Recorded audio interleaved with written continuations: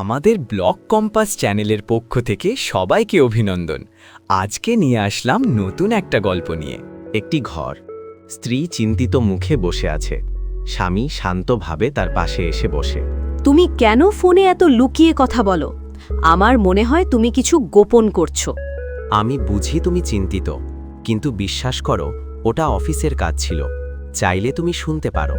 তাহলে ফেসবুকে কার সঙ্গে এত কথা বলো? ও আমার সহকর্মী, প্রজেক্ট নিয়ে আলোচনা হচ্ছিল। আমি চাই না তুমি কষ্ট পাও, তাই সবকিছু তোমাকে দেখাতে পারি।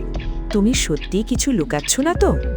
না, আমি চাই তুমি আমার সবচেয়ে কাছের মানুষ হও। আমার জীবনে যদি কারোর প্রতি দায়বদ্ধতা থাকে, সেটা শুধু তোমার প্রতি। আমি ভয় পাই তোমাকে হারাবো। তুমি আমার শক্তি, সন্দেহ নয়, বিশ্বাসী আমাদের সম্পর্ককে বাঁচাবে। আমি প্রতিদিন তোমাকে প্রমাণ করে দেখাবো যে আমি শুধু তোমার। আমাদের গল্প যদি ভালো লেগে থাকে তাহলে লাইক, কমেন্ট এবং সাবস্ক্রাইব করে পাশে থাকবেন।